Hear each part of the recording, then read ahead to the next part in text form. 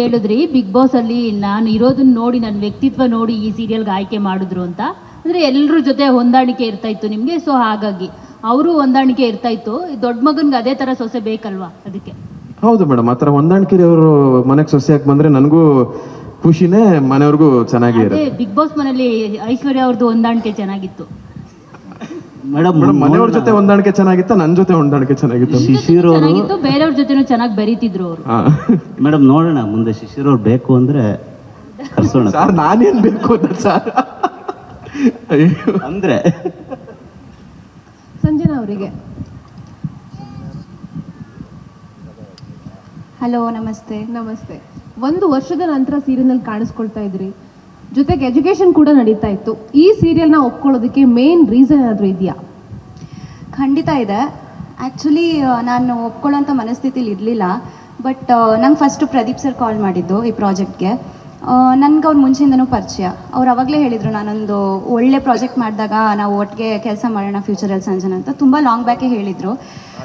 But ಈಗಲೂ ನಾನು ಓದ್ತಿದ್ದೀನಿ, education ಈಗಲೂ ನಡೀತಿದೆ. ಸೊ ಎಲ್ಲೋ ನನಗೆ ಸ್ವಲ್ಪ ಡೈಲಮಾದಲ್ಲಿದ್ದೆ. ಬಟ್ ಅವ್ರು ಹೇಳಿದ್ರು, ಒಂದು ಸಲ ಮೀಟಿಂಗ್ ಬಾ, ಕತೆ ಕೇಳು, ಕ್ಯಾರೆಕ್ಟರ್ ಕೇಳು, ಆಮೇಲೂ ನಿನಗೆ ಹಾಗೆ ಅನಿಸಿದ್ರೆ ಮುಂದೆ ಮಾತಾಡೋಣ ಅಂತ.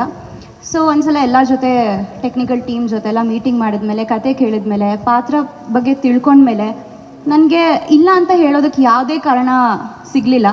ಆ್ಯಂಡ್ ನಾನು ಎಜುಕೇಷನ್ಗೂ ಎಲ್ಲ ರೀತಿಲೂ ಸಪೋರ್ಟ್ ಮಾಡ್ತೀವಿ ಅಂತ ಪ್ರೊಡಕ್ಷನ್ ಹೌಸೂ ಹೇಳ್ತು. ಆ್ಯಂಡ್ ಚಾನೆಲ್ ಕಲರ್ಸ್ ಕಡೆಯಿಂದನೂ ನನಗೆ ಅದೇ ಥರ ಪಾಸಿಟಿವ್ ರೆಸ್ಪಾನ್ಸ್ ಬಂತು. So I thought why not, because ಈ ಥರ ಒಂದು ಕಾನ್ಸೆಪ್ಟ್ ಕನ್ನಡ ಸೀರಿಯಲ್ ಹಿಸ್ಟ್ರಿಲೇ ಮೊದಲನೇ ಸಲ ತೊಗೋತಿರೋದ್ರಿಂದ ಇದು ಲೈಫಲ್ಲಿ ಒನ್ ಟೈಮ್ ಆಪರ್ಚುನಿಟಿ ಥರ ನನಗನ್ನಿಸ್ತು. ಆ್ಯಂಡ್ ಟೈಟಲ್ ಕಾರ್ಡ್ ನೋಡ್ತಿದ್ರೇ ಗೊತ್ತಾಗುತ್ತೆ ಎಷ್ಟು ಒಳ್ಳೆ ಪಾತ್ರದಲ್ಲಿ ನಾನು ಕಾಣಿಸ್ಕೊತಿದ್ದೀನಿ ಅಂತ. ಸೊ ಎಲ್ಲ ರೀತಿಲೂ ಯೋಚನೆ ಮಾಡಿ ಓಕೆ, ಇದನ್ನ ನಾನು ಇಲ್ಲ ಅನ್ನೋಕ್ಕಾಗಲ್ಲ ಅಂತ ದೃಢವಾಗಿ ನನಗನ್ನಿಸ್ತು. ಸೊ ಹಾಗೆ ಒಪ್ಕೊಂಡ್ಬಿಟ್ಟೆ. I think it was more like hearty decision, just in a flow. Subbanna ಅವರೇ, ಸುಬ್ಬಣ್ಣ ಸಿನಿಮಾ ಸ್ಟುಡಿಯೋ ಬ್ಯುಸಿ ಇರೋರು ಸೀರಿಯಲ್ ಹೆಂಗೆ ಟೈಮ್ ಓದ್ಕೊಂತೀರಾ ಅಂತ. 14 ವರ್ಷ ಆಯಿತು ಮೆಗಾ ಸೀರಿಯಲ್ ನಾನು ಮಾಡಿ. ಮಧ್ಯದಲ್ಲಿ 14 ವರ್ಷದಲ್ಲಿ ಒಂದು 5 ದಿನ ಮಾತ್ರ ಕೆಲಸ ಮಾಡಿದೆ ಸೀರಿಯಲ್ಗೋಸ್ಕರ. ಸೀರಿಯಲ್ ಮಾಡೋದೇ ಬೇಡ ಅಂದ್ಕೊಂಡಿದ್ದೆ. ಹಳೆ ಗೆಳೆಯ ಸಕ್ಕರೆಬೈಲು ಶ್ರೀನಿವಾಸು ಒಂದಿನ ಫೋನ್ ಮಾಡಿದ್ರು, ಸೀರಿಯಲ್ ಮಾಡ್ತೀನೋ ಅಂತ ಅಂದ್ಬಿಟ್ಟು. ಇನ್ನು ಫಸ್ಟು ಆ ಕುಲದಲ್ಲಿ ಕೀಳಾವುದು ಸಿನಿಮಾ ರಿಲೀಸ್ ಆಗಿತ್ತು ಜನವರಿನಲ್ಲಿ. ಆ ಸಿನಿಮಾ ಒಂದು ಸ್ವಲ್ಪ ನೋಡ್ಬಿಡಪ್ಪ ನೀನು.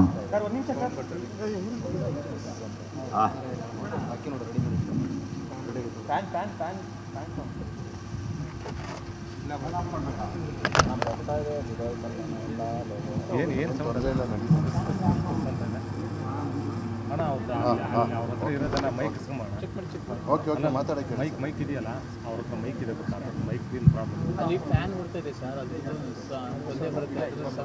ಅದರದಲ್ಲ ನೋಡಿದ ಅಲ್ಲ, ನಂದು ಸ್ಪೀಕರ್ ಫ್ಯಾನ್ ಆಫ್ ಮಾಡಿ ಚೆಕ್ ಮಾಡಿಲ್ಲ. ಹಾಂ, ಓಕೆ.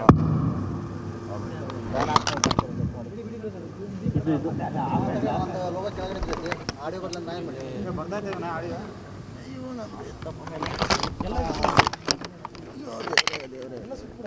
ನಮ್ದು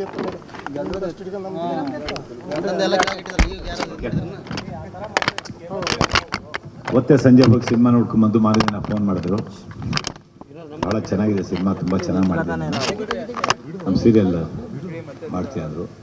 ನೋಡೋಣ ನಾನು ಹೇಳ್ತೀನಿ ಅಂದೆ. ಮತ್ತೊಂದು ದಿನ ಫೋನ್ ಮಾಡಿದ್ರು, ಸಂಜೆ ಸಿಟಿ ಇನ್ಸ್ಟಿಟ್ಯೂಟ್ಗೆ ಬಂದ್ಬಿಡು, ಒಂದು 5 ಗಂಟೆಗೆ ಪ್ರದೀಪು ಮತ್ತು ಪರಿ ಬರ್ತಾ ಇದ್ದಾರೆ. ಅವತ್ತೇ ಅವರಿಬ್ಬರು ಪರಿಚಯ ಆಗಿತ್ತು ನನಗೆ. ಹೋದೆ, ಕತೆ ಬಗ್ಗೆ ಹೇಳಿದ್ರು, ತುಂಬ ಇಷ್ಟ ಆಯಿತು, ಮಾಡ್ತೀನಿ ಅಂತಂದೆ. ಭಾಳ ನಾನು ಇದುವರೆಗೂ ಮಾಡದೇ ಇರೋಂಥ ಒಂದು ಪಾತ್ರ, ಯಾವುದಕ್ಕೂ ತಲೆ ಕೆಡಿಸ್ಕೊಳ್ಳಲ್ಲ. ಅಣ್ಣ ಅವರ ಕಟ್ಟ ಅಭಿಮಾನಿ ಆಗಿರೋದ್ರಿಂದ ಅವರ ಚಿತ್ರದ ಹೆಸರು ಮತ್ತು ಅವರ ಚಿತ್ರದಲ್ಲಿ ಬರುವಂಥ ಪಾತ್ರದ ಹೆಸರುಗಳನ್ನ ನಾನು 4 ಮಕ್ಕಳಿಗೆ ಇಟ್ಟಿರ್ತೀನಿ. ಸೊ ಯಾವಾಗ ನೋಡಿದ್ರು ಕುಡಿಯೋದು, ಒಂಥರ ಬೇಜವಾಬ್ದಾರಿ ಮನುಷ್ಯ, ಯಾವುದಕ್ಕೂ ಸ್ಪಂದಿಸಲ್ಲ.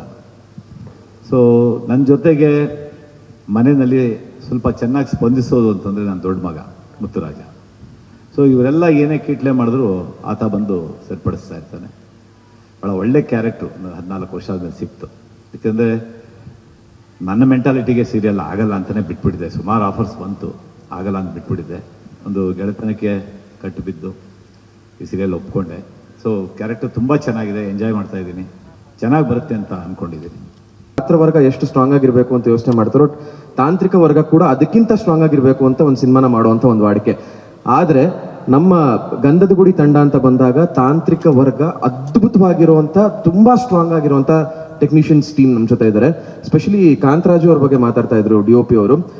ಪ್ರತಿಯೊಂದು ಶಾಟು, ಅದರ ಮೂಡು, ಅದರ ಲೈಟು ಹಿಂಗೇ ಬರಬೇಕು, ಇದೇ ಥರ ಆಗಬೇಕು ಅಂತ ನಿರ್ದೇಶಕರು DOP ಇಬ್ಬರು ಕೂತ್ಕೊಂಡು ಪ್ರತಿಯೊಂದು ಸೀನ್ಗೂ ಒಂದು ಮೂಡ್ನ ಕ್ರಿಯೇಟ್ ಮಾಡ್ತಾರೆ. ಸೊ ನಾವು ಪ್ರತಿಯೊಂದು ಎಪಿಸೋಡ್ಗಳು ನೆನ್ನೆ ಆ್ಯಕ್ಚುಲಿ ಒಂದು 2 ಎಪಿಸೋಡ್ ನೋಡಿದೆ ನಾನು ಕೂತ್ಕೊಂಡು. ಮೊದಲನೇ ಬಾರಿ ನೋಡಿದ್ದು ನಾನು ಪೂರ್ತಿ ಕಂಪ್ಲೀಟ್ ಎಪಿಸೋಡ್ಸು ಮ್ಯೂಸಿಕ್ ಆದ್ಮೇಲೆ ನೋಡಿದಂಥದ್ದು. ನಿಜವಾಗ್ಲೂ ಯಾವುದೋ ಒಂದು ಸಿನಿಮಾ ನೋಡಿ ಹೊರಗಡೆ ಬಂದಂಥ ಒಂದು ಫೀಲು. ನಾನೇ ಆ ಪಾತ್ರನ ಆ್ಯಕ್ಟ್ ಮಾಡಿದ್ರು ಅಥವಾ ನನ್ನ ಜೊತೆ ಇರೋರೇ ಆ್ಯಕ್ಟ್ ಮಾಡಿದ್ರು, ಕಣ್ಣಂಚಲ್ಲಿ ನೀರು ಬಂದಂಥ ಒಂದು ಫೀಲು. ಸೊ ಈ ಥರ ಆಗಿ ಒಂದು ಸಿನಿಮಾ ಮಟ್ಟಿನ ಕ್ವಾಲಿಟಿನ ತೊಗೊಂಬರುವಂಥ ಒಂದು ಪ್ರಯತ್ನ ಮಾಡಿದ್ವಿ. ಎಲ್ರಿಗೂ ಈ ಸೀರಿಯಲ್ ಮುಖಾಂತರ ಒಂದು ಒಳ್ಳೆ ಫೀಲಿಂಗ್ನ ಕೊಡಬೇಕು, ಒಂದು ಒಳ್ಳೆ ಭಾವನೆನ ಹಂಚಬೇಕು ಈ ಗಂಧದ ಗುಡಿಯ ಮುಖಾಂತರ ಅಂತ ಮಾಡ್ತಿರೋವಂಥ ಒಂದು ಚಿಕ್ಕ ಪ್ರಯತ್ನ ಇದು. ಸೊ ಇದು ಆಮೇಲೆ ಇನ್ನೊಂದು ಮೈನ್ ಬಿಟ್ಬಿಟ್ಟೆ ನಾನು. ಇದರ ಸ್ಕ್ರೀನ್ ಪ್ಲೇ ಬಂದುಬಿಟ್ಟು ಮಿಸ್ಟರ್ ತಮಿಳ್ದಾಸನ್ ಅಂತೇಳಿ ಮಾಡ್ತಾ ಇದ್ದಾರೆ. ಆಮೇಲೆ ಸ್ಕ್ರಿಪ್ಟ್ ರೈಟಿಂಗು ಸತ್ಯಕಿ ಅಂತೇಳಿ ಮಾಡ್ತಾ ಇದ್ದಾರೆ. ಆಮೇಲೆ ನಮ್ಮದು ಎಡಿಟ್ರು ಇವನು ವಿನಾಯಕ್ ಅಂತೇಳಿ ಮಾಡ್ತಾ ಇದ್ದಾರೆ. ಇವ್ರು 3 ನಮ್ಮದು ಟೆಕ್ನಿಷಿಯನ್. ನನ್ನ ಪಾತ್ರದ ಬಗ್ಗೆ ಸ್ವಲ್ಪ ಡೆಪ್ತಲ್ಲಿ ಹೇಳಬೇಕಂದ್ರೆ, ಈ ಚಂದನ ಅನ್ನೋ ಪಾತ್ರ ಏನಿದೆ, ನಾನು ಮುಂಚೆ ಮಾಡಿರೋಂಥ ಪಾತ್ರಗಳಿಗಿಂತ ತುಂಬ ಡಿಫ್ರೆಂಟ್ ಇದೆ. ಬಿಕಾಸ್ ನಾನು ಮುಂಚೆ ಮಾಡಿರೋ 2 ಪಾತ್ರ ಆ್ಯಸ್ ಲೀಡ್ ಸೀರಿಯಲಲ್ಲಿ ತುಂಬ ನನಗೆ ಹತ್ತಿರವಾಗಿತ್ತು ಸಂಜನಕ್ಕೆ. ಬಟ್ ಚಂದನದಲ್ಲಿ ಅವಳು ತುಂಬ ಆ್ಯಂಬಿಷಿಯಸ್, ನಾನು ಆ್ಯಂಬಿಷಿಯಸ್ ಬಿಟ್ಟರೆ ಬೇರೆ ಯಾವ ರೀತಿಯೂ ನನಗೆ ಅಷ್ಟು ಸಿಮಿಲರ್ ಅಂತ ಅನಿಸ್ಲಿಲ್ಲ. ಸೊ ತುಂಬ ಚಾಲೆಂಜಿಂಗ್ ಇರುತ್ತೆ ಅಂತ ಅನಿಸ್ತು. ಆ್ಯಂಡ್ ಇನ್ನೊಂದು ಬಂದು ನಮ್ಮ ಶ್ರೀ ಗಂಧದ ಗುಡಿ ಧಾರಾವಾಹಿ comical drama. So it's not like any other normal serial, ಬರೀ ಡ್ರಾಮಾ ಇಲ್ಲ, ಕಾಮಿಕಲ್ ಡ್ರಾಮಾ ಇರೋದ್ರಿಂದ ಕಾಮಿಡಿ ಟೈಮಿಂಗ್ಸ್ ಎಲ್ಲ ತುಂಬ ಮುಖ್ಯ ಆಗುತ್ತೆ. ನಾನು ಪರ್ಸ್ನಲಿ ಕಾಮಿಕಲ್ ಕ್ಯಾರೆಕ್ಟರ್ಸ್ ಮಾಡಿಲ್ಲ ಆ್ಯಸ್ ಅನ್ ಆ್ಯಕ್ಟರ್. ಸೊ ಇಲ್ಲಿ ಅದು ನನಗೆ ಒಂದು ಚಾಲೆಂಜ್ ಇರುತ್ತೆ, ಜನರು ಮನಸ್ಸು ಗೆಲ್ಲಕ್ಕೆ ಇನ್ ಕಾಮಿಡಿ ಸ್ಟ್ರೀಮ್ ಆಲ್ಸೋ ಅಂತ ನನಗನ್ನಿಸ್ತು. ದಟ್ ಈಸ್ ಅನದರ್ ರೀಸನ್ ಈ ಪ್ರಾಜೆಕ್ಟ್ ನಾನು ಯಾಕೆ ಒಪ್ಕೊಂಡೆ ಅಂತ. ಬಟ್ ನನಗೆ ಆ ಪಾತ್ರದ ಒಳಗೆ ಇಳಿಯೋದಕ್ಕೆ ಸ್ಟಾರ್ಟಿಂಗಲ್ಲಿ ಸ್ವಲ್ಪ ಕಷ್ಟ ಆಗ್ತಿತ್ತು. ಆ್ಯಕ್ಚುಲಿ ಪ್ರಕಾಶ್ ಸರು ಹೇಳ್ತಿದ್ರು ನನಗೆ, ಇದು ಕಾಮಿಕಲ್ ಡ್ರಾಮಾ, ಸೊ ನೀವು ಸ್ವಲ್ಪ ಓವರ್ ಆ್ಯಕ್ಟಿಂಗ್ ಮಾಡೋ ಕಡೆ ಮಾಡಬೇಕಾಗತ್ತೆ, ನೀವೆಲ್ಲ ಕಡೆ ಸಟಲ್ ಆಗಿ ನಾನು ನ್ಯಾಚುರಲ್ ಆಗಿ ಮಾಡ್ತೀನಿ ಅಂದರೆ ಆಗಲ್ಲ, ಸ್ವಲ್ಪ ಡೈಲಾಗ್ ಮಾಡಬೇಕಾಗತ್ತೆ, ಆ ಇನ್ಹಿಬಿಷನ್ಸಿಂದ ಹೊರಗೆ ಬರಬೇಕಾಗತ್ತೆ ಅಂತ. ಅದಾದಮೇಲೆ ಇವ್ರು ಹೇಳ್ಕೊಟ್ಟಿರೋದ್ರಲ್ಲಿ ಒಂದು ಅರ್ಧ ಮಾಡೋಕ್ಕೆ ಟ್ರೈ ಮಾಡಿದ್ದೀನಿ. ಔಟ್ಪುಟ್ ಎಲ್ಲ ಚೆನ್ನಾಗಿ ಬಂದಿದೆ ಅಂತ ಸುಮಾರು ಜನ ನೋಡಿದವ್ರು ಹೇಳ್ತಾ ಇದ್ದಾರೆ. ಸೊ ಈಗಾರ ಕಾಯ್ತಿದ್ದೀನಿ ಹೇಗಿರುತ್ತೆ ರೆಸ್ಪಾನ್ಸು ಆಲ್ ಓವರ್ ಕರ್ನಾಟಕ ಅಂತ. ಪ್ರೋಮೋ ತುಂಬ ಚೆನ್ನಾಗಿ ರೀಚ್ ಆಯಿತು. ನಮ್ಮ ಸೆಕೆಂಡ್ ಪ್ರೋಮೋ ಆಲ್ಮೋಸ್ಟ್ 58 ಲಕ್ಷ ಜನ ನೋಡಿದ್ದಾರೆ ಇನ್ಸ್ಟಾಗ್ರಾಮಲ್ಲಿ. ಆ ಥರ ನಾನು ಎಕ್ಸ್ಪೆಕ್ಟೇ ಮಾಡಿರಲಿಲ್ಲ ಅಷ್ಟು ರೀಚ್ ಆಗುತ್ತೆ ಅಂತ. So ಈಗಲಿ waiting. ಆ್ಯಂಡ್ ನಿಮ್ಮೆಲ್ಲರ ಬೆಂಬಲ ಮುಂಚೆಯಿಂದನೂ ಇದೆ, ಮುಂದೆನೂ ಬೇಕು. Thank you so much.